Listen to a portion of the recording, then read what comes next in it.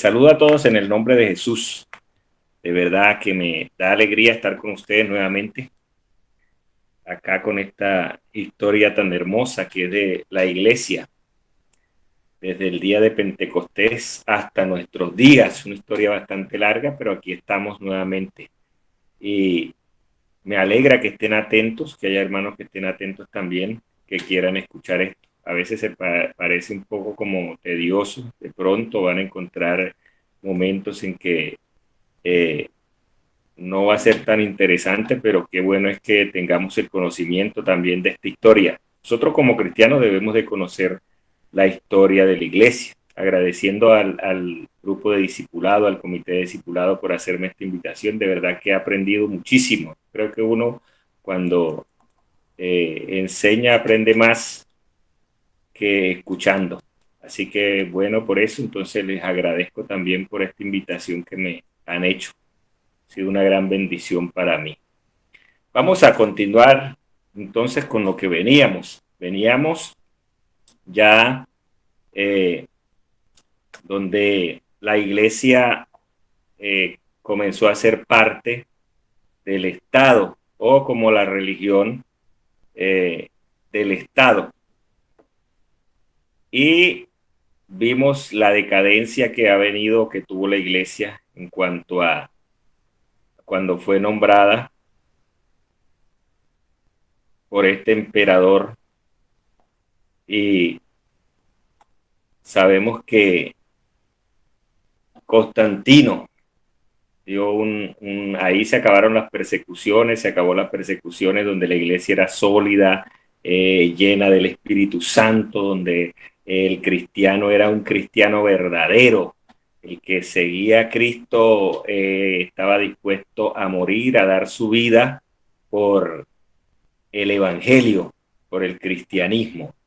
Y a partir de ese momento encontramos que la iglesia empezó a descender espiritualmente, empezó a descender y encontramos ya algunas herejías, encontramos la idolatría, encontramos algo otras herejías en el cristianismo y eso hace que la iglesia descienda espiritualmente. Como que la doctrina pura, verdadera, es lo que hace a los hombres agarrarse de verdaderamente de la mano de Dios y estar allí en la presencia del Señor Jesucristo. ¿Cómo inicia la decadencia? A partir de ya del año 335 en adelante, 320 20 algo, empieza ya una decadencia de la iglesia. Entre estas eh, doctrinas que encontramos, doctrinas falsas, como el arrianismo, aparece ya el arrianismo, que es una doctrina de un hombre llamado Arrio, que decía que Jesús era inferior a Dios, pero que era superior a los hombres. Fíjese, era inferior a Dios, pero que era superior a los hombres. O sea, él ya no creía que Jesucristo era Dios. Esto provocó que Constantino, en ese momento, era el emperador, convocara un concilio llamado el Concilio de Nicea. En este concilio se debatió ya por primera vez la Trinidad, ya porque esto que este hombre decía prácticamente era una Trinidad. Al decir que Jesucristo no era Dios, estaba dividiendo, estaba ya hablando acerca del Padre y del Hijo y de todas estas cosas. Entonces se combate esto en el concilio de Nicea, donde nace como todos o algunos ya conocen un credo, el credo niceniano, el credo de los apóstoles, que habla acerca de lo, o yo lo tengo aquí, les voy a leer un poquito acerca de lo que tengo acá, del credo de los apóstoles o el credo niceniano. A veces tengo un poquito de problemas con la adición, no sé, porque tengo algunas palabras por ahí que no doy para pronunciarlas bien, pero bueno, ahí vamos entendiendo. Cree, el credo dice, creo en un solo Dios, Padre Todopoderoso, Creador del cielo y de la tierra, de todo lo visible y lo invisible. Creo en un solo Señor Jesucristo, Hijo único de Dios, nacido del Padre ante todos los siglos. Dios de Dios, luz de luz, Dios verdadero, Dios de verdad, engendrado, no creado, porque según este hombre decía que Jesús había sido creado y no había sido engendrado. Entonces ahí esto se combate también en el concilio de Nicea. Resulta que después hay un hijo de Constantino, porque este concilio lo convoca Constantino para resolver esta herejía o esta falsa doctrina que había ya llegado. Y un hijo de él terminó simpatizando con el arrianismo también. Después que sube al trono, él simpatiza con el arrianismo y se desata una persecución contra los cristianos que rechazaban esta herejía. Ahora era la iglesia contra la iglesia, o sea, la iglesia cristiana contra la iglesia cristiana. Entonces se forma ahí esa disputa y ese problema porque los cristianos rechazaban esta herejía y él simpatizaba con todo esto, y como tenía el poder, entonces empezó a hacer una persecución contra la iglesia. Y así sucede hoy en día. Nosotros encontramos que muchas veces, bueno, yo lo he vivido porque he vivido en los pueblos también. Parece que se forman como esas disputas y esos problemas entre denominaciones que no son tan sanas muchas veces. Ese tenemos que como que hacer lo que esta gente hacía en el principio: sentarnos, charlar, abrir las escrituras y mirar a ver qué es lo que dice la Biblia y qué es lo que dicen los hombres, para poder colocarle un final a todas estas situaciones o a estas falsas doctrinas. Siempre he escuchado en los pueblos donde se levantaba el vecino contra el vecino, uno era de una denominación, el otro de la otra, entonces empezaban las disputas y los problemas, y muchas veces estas personas ni siquiera se dirigían la palabra, o sea, hablaban, no se dirigían la palabra, pasaban por la calle, uno pasaba por un lado y el otro por el otro, pero no se dirigían la palabra y mucho menos se decían un Dios le bendiga. Entonces todo esto sucede, igual sucede hoy en día. Yo aquí en la ciudad no lo he visto, pero en los pueblos sí se ve mucho esto, estas disputas y todo esto. Aparece otra controversia ya, eh, en, aparece otra controversia de un obispo llamado Apolinar. Él enseñaba que Jesús no fue humano, sino solo Dios, lo contrario al arrianismo.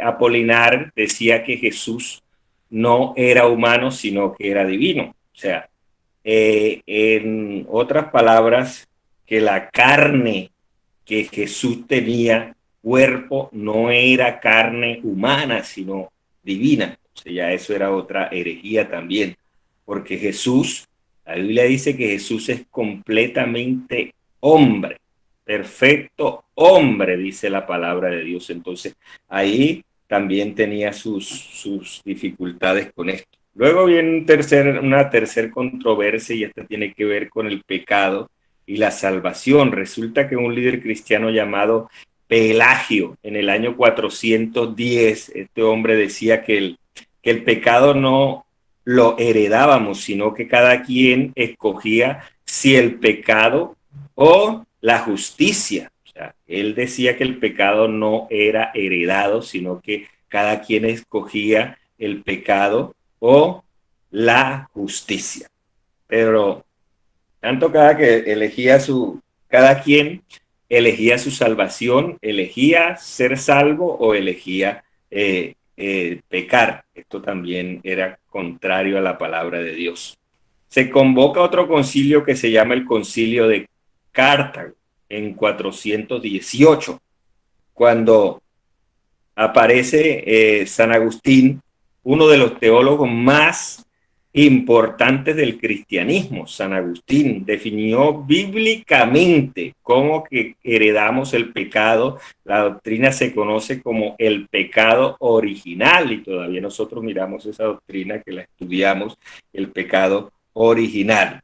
Entonces, ¿cómo se hereda el pecado? Desde Adán hasta nuestros tiempos, sabemos que el pecado es heredado. Entonces, así él define o definió todo esto. ¿Dónde aparecen en el año 420? Nace lo que se llama el espíritu monástico. En el año 420 también nace ese espíritu monástico. Ahí es donde vienen los monjes y aparecen por primera vez las monjas. Entonces, si usted quiere saber más acerca de estas señoras, usted puede estudiar el espíritu monástico, ahí va a encontrar muchísimas cosas donde aparecen los monjes, las monjas. Este espíritu monástico nace a raíz de lo que los hombres piadosos, fíjese, gente piadosa, gente que creía en el evangelio, gente que creía en la palabra de Dios, que se consagraron tanto que malinterpretaron las escrituras y decían que había que separarse del mundo. Y algunos cuenta la historia que duraron hasta 40 años en unos árboles, 20, 30 años la copa de un árbol por allá. Allí vivieron toda su vida y ahí murieron. Otros se aislaron a una montaña, se hicieron monjes y se hicieron monjas y se aislaron del mundo porque ellos creían que la solución para el pecado, para ser santo, era aislarse del mundo. Ellos malinterpretaban la Biblia donde dice Santiago que la religión pura, sin mácula, delante de Dios el Padre es esta: visitar a los huérfanos y a las viudas en sus tribulaciones y guardarse sin mancha del mundo. Malinterpretaron todo eso. Entonces, para ellos esto era guardarse sin mancha del mundo, era no contaminarse, no estar en el mundo. Cuando Jesucristo dijo que no los quites del mundo, eso fue lo que el Señor dijo, hablando de su pueblo, de la iglesia, dijo: no los quites del mundo, sino que guárdalos del mal. Entonces Jesucristo dice todo esto en San Juan 17:15, dice: no ruego que los quites del mundo, sino que los guardes del mal. Corintios 5, 9 y 10 dice: os he escrito por carta que no os juntéis con los fornicarios. No absolutamente con los fornicarios de este mundo y con los ávaros y con los ladrones o con los idólatras, pues en tal caso sería necesario salir del mundo. Dice que no nos juntemos porque sabía que íbamos a tener que compartir ciertas cosas y vamos a tener que vivir también aquí en el mundo, pero vamos a estar o no vamos a juntarnos con ellos. Vosotros sois la luz del mundo, dice la palabra de Dios, y una ciudad asentada sobre un monte no se puede esconder. Y esto lo que hacían era que se escondían, se iban, se metían a las montañas y se escondían. Y ¿a dónde está el versículo que dice, creo que está en Corintios, que dice: ¿cómo irán si no hay quien les predique? ¿Y cómo creerán si no hay quien les explique las escrituras? Entonces, ellos estaban totalmente en contra de la palabra o de lo que dice la palabra de Dios.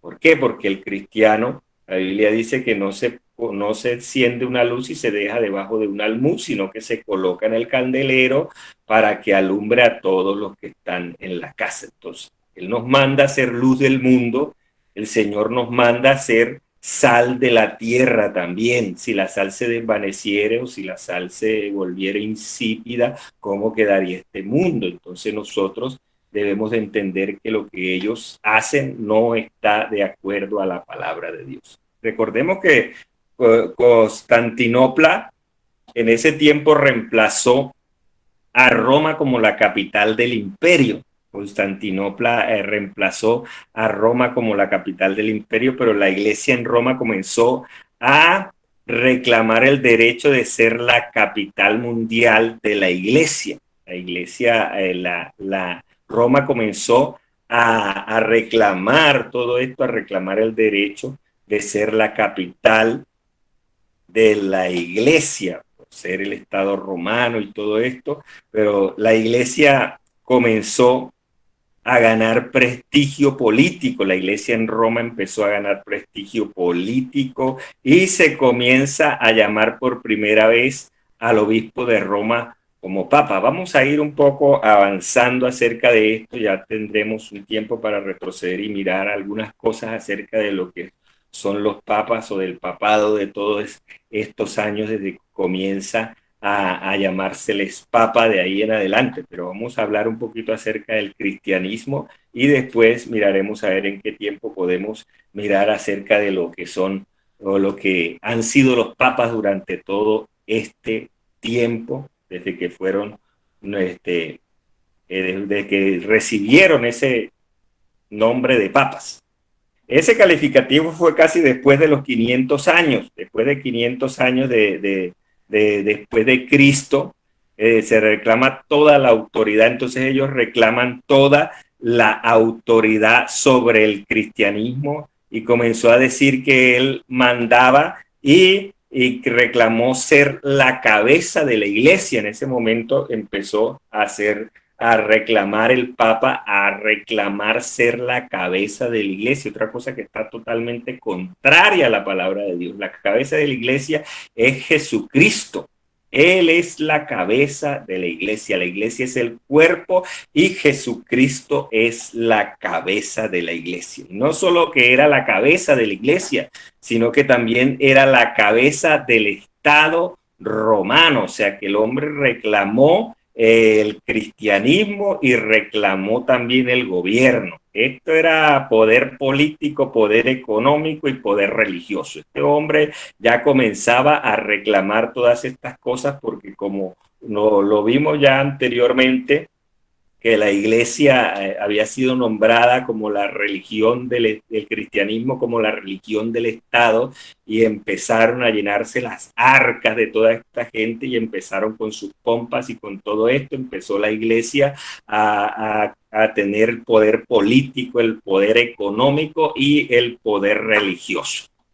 Nosotros encontramos que solamente hay uno que es cabeza de la iglesia y es Jesucristo, porque el marido, dice el Señor en Efesios 5:23, porque el marido es cabeza de la mujer, así como Cristo es cabeza de la iglesia, la cual es su cuerpo y él es su salvador. Entonces, no hay más nada. La iglesia es cuerpo de Cristo y Jesucristo es la cabeza de la iglesia y es su salvador.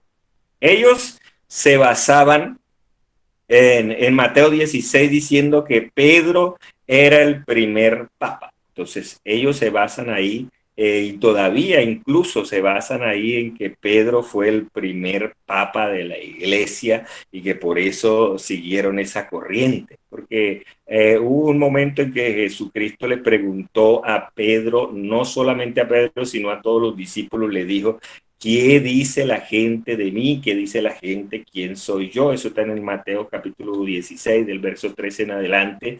Y ellos respondieron, algunos dicen que eres el Cristo, otros que eres Elías, otros que eres profeta, otros que eres Jeremías.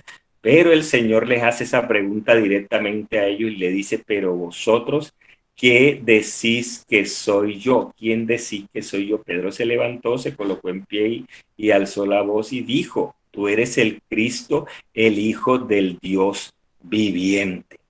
Tú eres el Cristo, el Hijo del Dios viviente. Entonces el Señor le dice, esto bienaventurado eres Pedro, porque esto no te lo ha revelado carne ni sangre, sino mi Padre que está en los cielos. Y sobre esta roca edificaré mi iglesia y a ti te daré las llaves del reino, para que lo que atares en la tierra será atado en el cielo y lo que atares en el cielo será, lo que desatares en la tierra será desatado en el cielo. Cuando ellos citan esta parte aquí, dicen que él tenía la autoridad sobre todas las cosas, pero no es así. El único que hay cabeza aquí de la iglesia se llama Jesucristo. Todos los líderes en ese tiempo se les llamaban obispos, se les llamaba obispos, después se les comenzó a llamar patriarcas, padres que gobernaban en Jerusalén, Antioquía, en Alejandría, en Constantinopla y en Roma. Empezó entonces una disputa entre los miembros o entre los líderes y quién sería el mayor. Fíjese que en Constantinopla, en Roma y en Alejandría y en Antioquía ya habían hombres importantes en la iglesia, líderes, obispos habían allí, entonces empezó una disputa entre ellos, quién sería el mayor, quién sería el que iba a mandar y quién sería el que iba a tomar el poder de la iglesia a nivel, prácticamente a nivel imperial o a nivel mundial. Entonces estas disputas nosotros la vemos todavía en el tiempo de hoy, la gente quiere mucho poder, la gente siempre le gusta el liderazgo, siempre le gusta estar por encima de los demás y muchas veces encontramos expresiones también aún de gente piadosa que dice cuando tenga el sartén por el mango ya van a saber quién soy yo. Siempre se está logrando y es la naturaleza del ser humano querer ser líder, querer ser el que manda, querer ser el que da las órdenes para que los demás obedezcan. Entonces, así hemos escuchado muchas personas acerca de esto que dicen, cuando yo tenga el mando, cuando yo tenga el sartén por el mango, ahí sí van a saber quién soy yo y tal, la cuestión. Entonces, vienen todas estas cosas y eso sucedía también en ese tiempo en que estos líderes se disputaban el mando y empezó entonces empezaron las disputas de los líderes quién sería el mayor y esto sucede y está sucediendo lamentablemente en muchas organizaciones hoy en día. El argumento que utilizan para reclamar el derecho es que Pablo y Pedro habían estado en Roma. Pablo, nosotros sabemos que es así, pero Pedro no hay ningún indicio en la Biblia, ningún verso en la Biblia, ningún registro que Pedro haya estado en Roma. Según ellos, todavía dicen que los huesos de Pedro están allí en el Vaticano, pero eso no es confirmado, todavía no se sabe, eso creo que es una real mentira. Entonces, eso era lo que ellos reclamaban para que Roma fuera la capital de la iglesia a nivel mundial. En el año 451, después de Cristo, Roma comienza a prevalecer con más poder político. Como iglesia empieza a prevalecer, a sobrepasar todas aquellas, a Constantinopla, Alejandría, Antioquía y a todas estas iglesias, entonces empieza a subir en el poder político, en el gobierno, y el gobierno le daba muchísimo dinero a la iglesia, y en este periodo destacaron algunos obispos o presbíteros, que algunos, vamos a mirar algunos aquí. Atanasio, quien fue el que ayudó a contrarrestar el arrianismo. Atanasio, destacado por ser un defensor de la sana doctrina. Este hombre fue un defensor de la sana doctrina y después viene otro líder cristiano llamado Ambrosio, uno de los primeros llamados padres de la iglesia. Y está diciendo mi esposa que qué nombre tan bueno. Seguimos en el nombre de Jesús. Aquí es donde aparece entonces Ambrosio, uno de los primeros llamados padres de la iglesia. Llamados padres, nosotros conocemos que hay muchos escritos acerca de estos personajes también que ayudaron a contrarrestar todas aquellas falsas doctrinas. No solamente era la palabra de Dios o la Biblia, los escritos que tenían los rollos, los pergaminos y todas estas escrituras, sino que también está esto que estos hombres escribían como los padres de la iglesia que ayudaban a contrarrestar todas estas doctrinas, sirvieron muchísimo para que el cristianismo se pudiera defender de todas estas herejías que estaban surgiendo en ese momento. También este hombre en defensa de la fe cristiana es lo que conocemos como apologías, todas estas escrituras que ellos dejaron, también es la que conocemos hoy como las apologías. Estos escritos, aparte de la Biblia, ayudaban muchísimo, como se lo dije, ayudaban muchísimo a contrarrestar todo este mal que habían traído todos estos hombres con doctrinas contrarias a la iglesia. Otro que se llamó Juan Crisóstomo. Juan Crisóstomo. Este es un gran predicador y dice la historia que le pusieron un apodo por ese mensaje que tenía. Es un hombre que daba ese mensaje y su mensaje era bíblico. Yo me acuerdo que yo escuché predicar y todavía lo escucho por ahí en algunos mensajes al hermano Eliseo Duarte, y usted ve que el hermano Eliseo Duarte es tremendo con la Biblia, no la agarra, sino que se la sabe prácticamente de memoria, y cuando usted ve que él abre la boca, él le va citando versículos sobre versículos y todos concuerdan, una cosa desde el Génesis hasta el Apocalipsis. Yo creo que estaba mirando la vida de este hombre de Crisóstomo, Juan Crisóstomo. Este hombre predicaba un mensaje totalmente bíblico y lo colocaron en el Boca de Oro, porque el apodo, dice la historia, que lo colocaron en el Boca de Oro por el mensaje que tenía, porque cuando abría la boca, cosas extraordinarias sucedían. Y esto trajo muchos enemigos para él, entonces después murió exiliado, porque tuvo tantos enemigos que lo sacaron de ahí porque predicaba la verdad. Amén. Este, Después aparece otro llamado Jerónimo, y este fue el que tradujo la Biblia del griego al latín, que se conoce como la Vulgata Latina o la Septuaginta. Ya nosotros escuchamos, creo, al hermano Pablo hablándonos acerca de esto también hace ratico.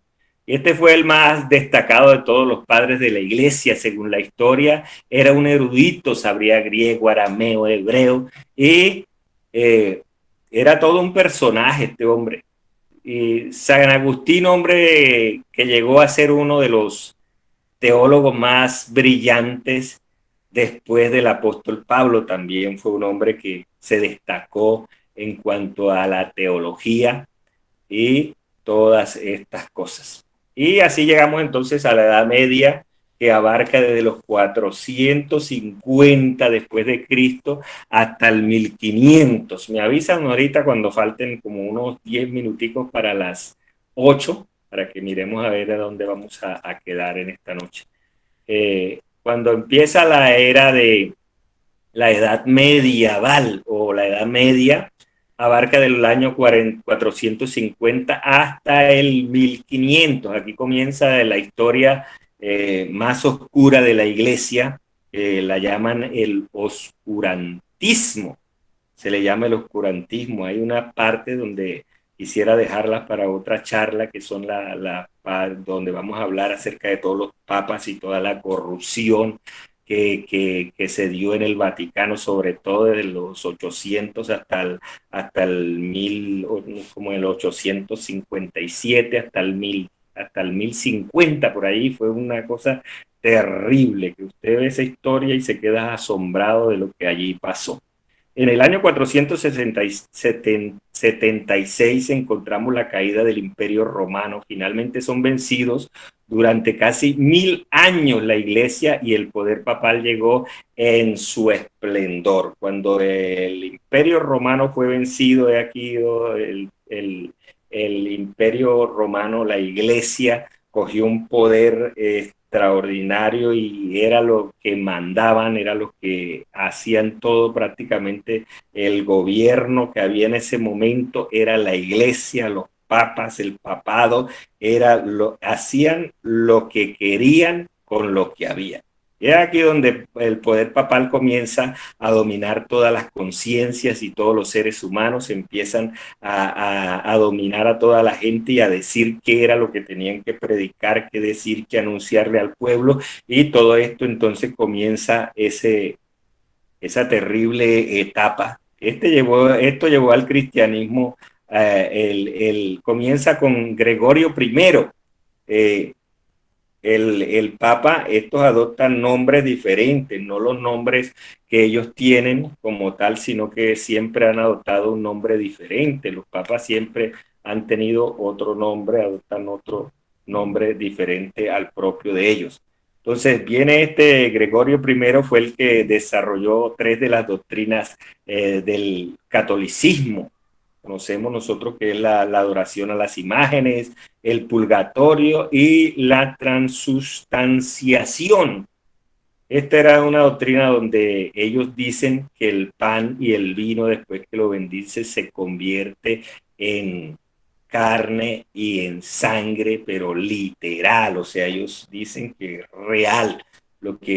Cuando agarran la hostia y todas estas cosas, entonces ellos hacen es un sacrificio, ya no hacen una santa cena, sino que nuevamente hacen el sacrificio de Cristo, ¿no? Y le dan al, a la persona, es algo que ellos dicen que es real. Entonces ya esto sí era como una cosas contrarias a la palabra de Dios. Para sustentar la sucesión papal, la iglesia de Roma hizo circular también porque el papado, la sucesión, o sea, se hacía por sucesión. Entonces, para sustentar todo esto, se inventaron un edicto o una carta que había dejado, como decían ellos, que era una donación de Constantino, donde decía que la iglesia tenía el poder y tenía el derecho sobre el imperio y sobre toda la iglesia para poder hacer todas estas cosas. Entonces, como ya ellos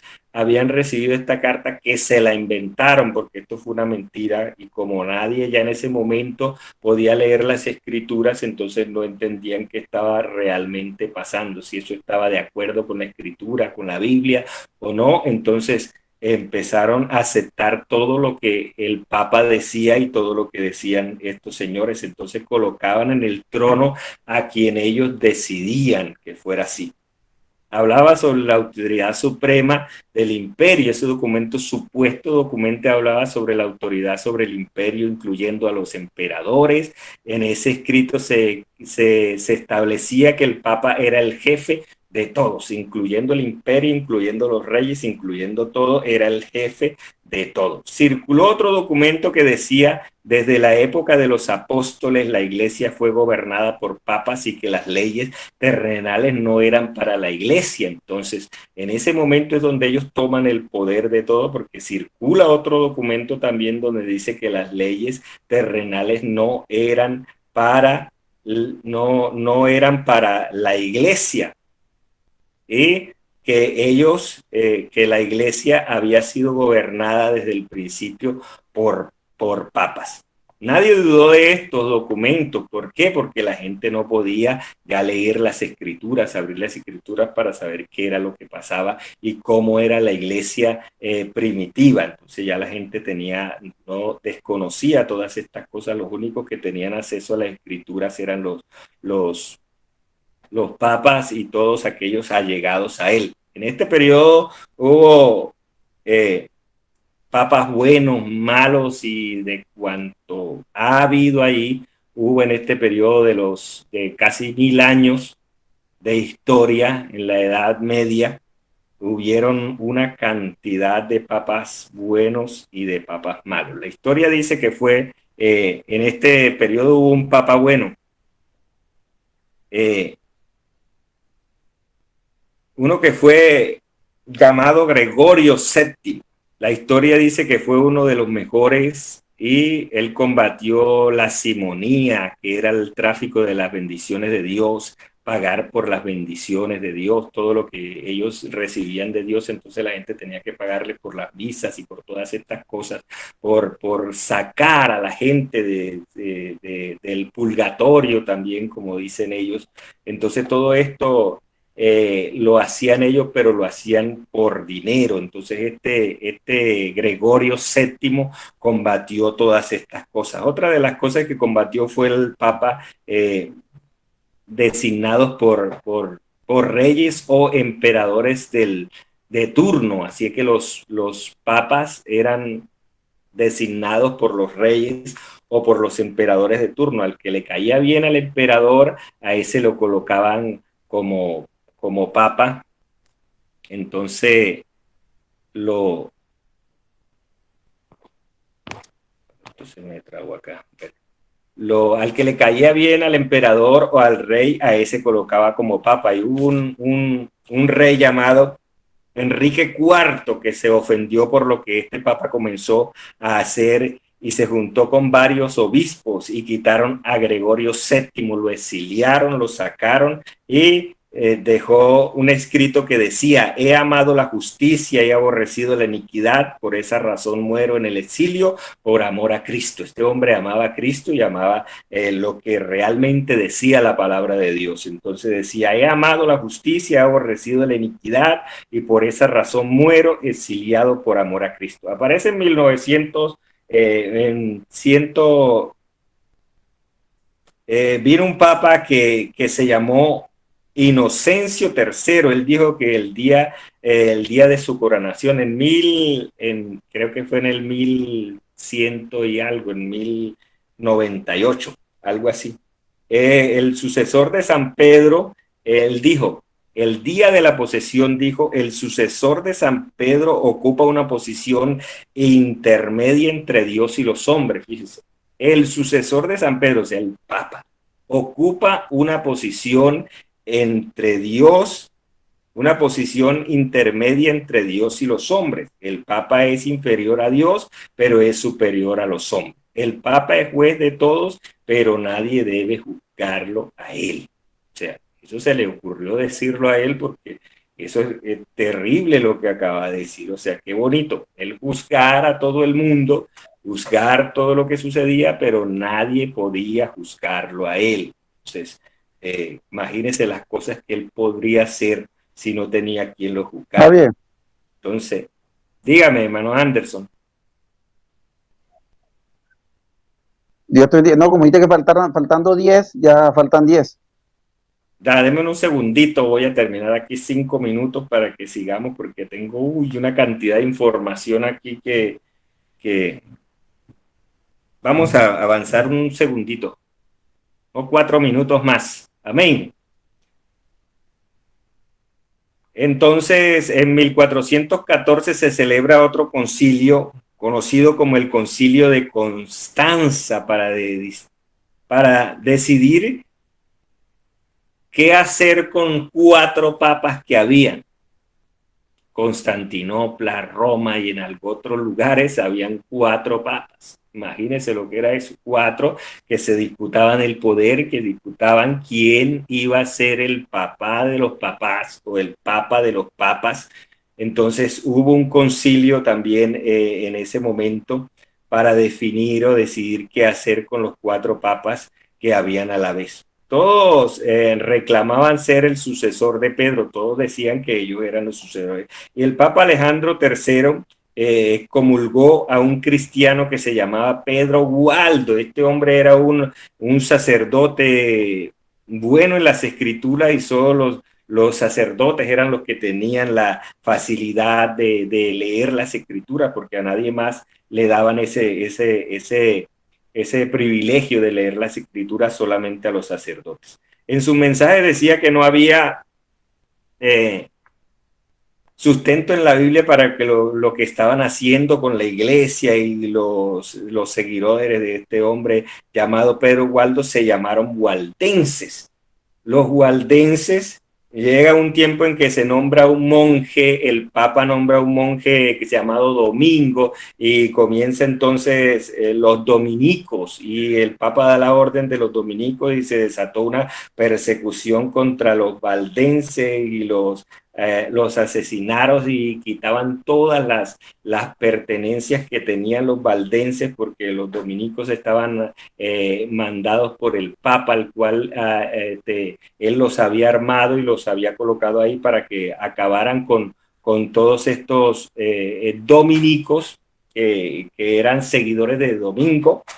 Entonces, Todos estos nombres ustedes más adelante tendrán que aprendérselos si estudian la historia y todo esto. Entonces se desata estos problemas y estas dificultades acá, donde la iglesia, cada vez que sacaban a un hombre de estos y lo mataban, le quitaban las pertenencias y todo lo que tenía, y todo eso iba para las arcas del imperio o de la iglesia en Roma, y todo esto, aún hasta el día de hoy, los tesoros y todo lo que tienen allá, todas estas cosas hacen parte de todo lo recaudado durante toda la historia de la iglesia. Entonces las riquezas, aún las riquezas que tiene la iglesia hasta este momento, eran todas esas pertenencias que ellos quitaban, según dice la historia. Aparece un erudito llamado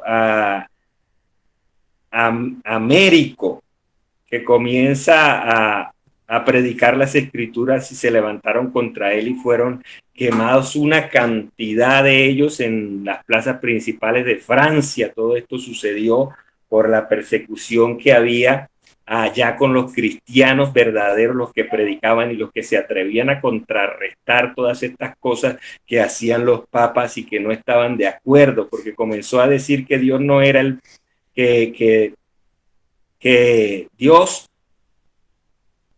no era el pan, que tampoco era el vino, que aún después él rechazó esto de la transustanciación y le decía a la gente que Dios no podía hacer ese pan, que ese pan no era el cuerpo, que aún después que el Papa bendecía esto, quedaba siendo pan y quedaba siendo vino, que miraran y que resolvieran esto, porque esto no era así como ellos lo decían, y otros cristianos que habían en ese momento. Entonces, por todas estas cosas le decían que era una herejía y por eso los mataban, los quemaban en las plazas y todo esto. Esto sucedió en Francia. Otro cristiano llamado Juan Clark, puso un cartel en una iglesia en Francia que decía que el Papa era el anticristo, imagínense.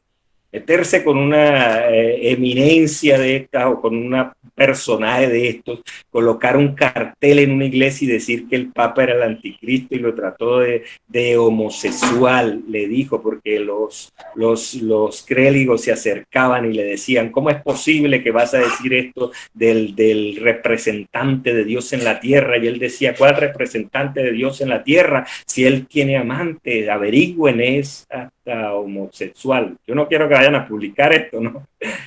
Hay cosas que suceden y todavía están sucediendo. Ya ustedes saben todo esto. Entonces encontramos toda esta historia. Cuando decía él esto, la gente se iba a buscar a ver las evidencias, se encontraban muchísimas cosas y por eso eran quemados y los callaban totalmente. No sé si dejamos hasta aquí entonces, porque ya tenemos 7:56. Esto es largo y va para largo.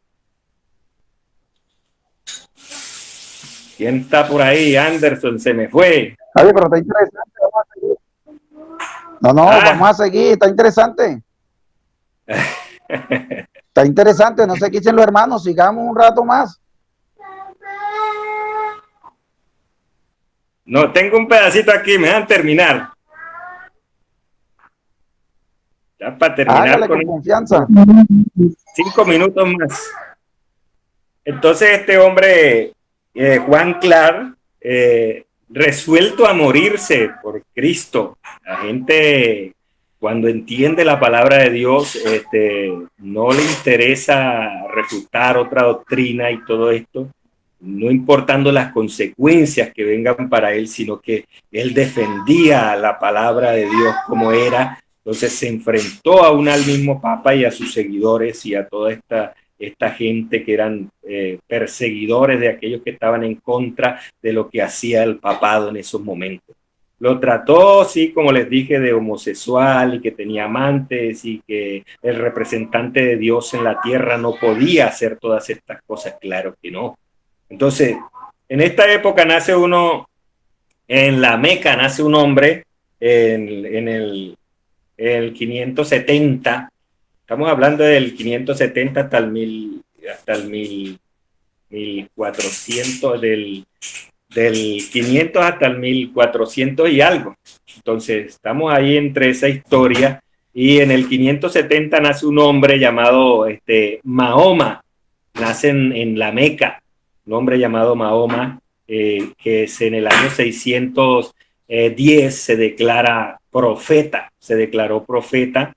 En ese momento, a los 40 años de edad, se declara profeta. Se hizo un gran guerrero también, y a través de su espada conquistó a Asia. A través de la espada conquistó Jerusalén, Etiopía, Persia, España y todo el norte de África, todos esos lugares los conquistó este hombre.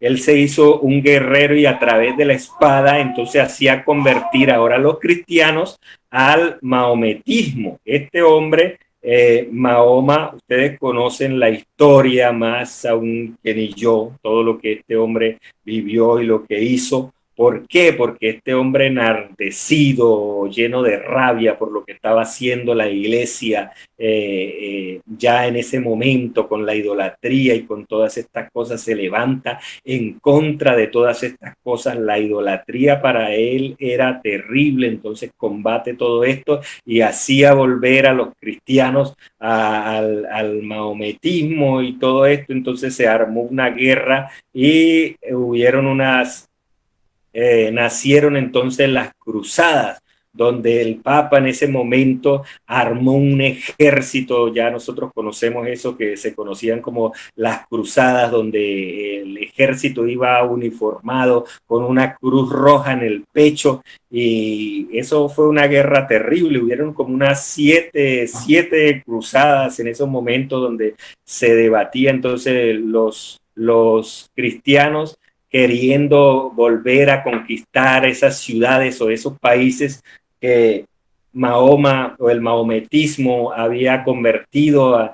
Entonces ellos querían y pasaron peleando muchísimos años entre Jerusalén. Llegaba Mahoma y conquistaba a los de Jerusalén, los convertía al maometismo. Luego llegaba entonces los cristianos, se convertían al cristianismo, y así pasaron muchísimos años hasta que al fin se resolvieron. Eso lo vamos a ver ahí más adelantico, entonces, en la historia que vamos a ver el próximo viernes, más o menos.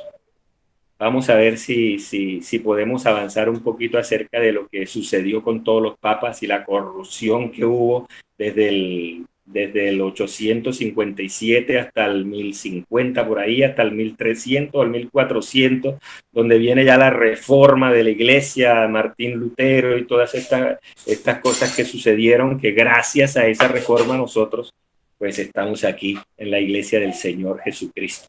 Entonces no sé, hermano Anderson, dejemos hasta aquí. Tiempo es lo que tenemos para seguir hablando, pero ya será otro día. Pero está interesante. No sé qué dicen los hermanos, un ratico más, unos 10 minuticos más ahí, a ver esos papas. Ya los tenemos desde las 8 acá, entonces sería prudente ya dejarlos. Ya vamos a no sé si los hermanos tengan alguna inquietud, alguna pregunta acerca de todo lo que el hermano Javier hasta el momento ha comentado, esta historia tan tremenda. Estos nombres, oye, unos nombres bonitos, ¿no, Javi? Unos nombres ahí como para tenerlo ahí en la lista, para ponerle a los hijos que vengan por ahí. Había un hombre que se llamaba Silvestre. Yo digo, bueno, ese Silvestre es un nombre viejo. Yo pensé que ese nombre era bueno. Silvestre I, creo que fue el que llevó la donación de Constantino. Ese fue el que se inventó, y que Constantino había donado esa información acerca de que el Papa iba a tomar todo el poder en el imperio y en el cristianismo. Entonces creo que se llamaba Silvestre I, sí señor, se llamaba así.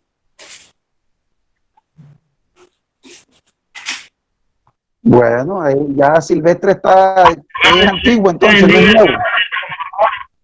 Hermano Anderson, ¿puedo hacer una pregunta? Diga, hermano John, continúe. Dios le bendiga. Mi pregunta es, o sea, en todo ese trayecto de la iglesia, la sana doctrina, ella siempre se mantuvo en medio de toda esta persecución nunca desapareció. O sea, siempre,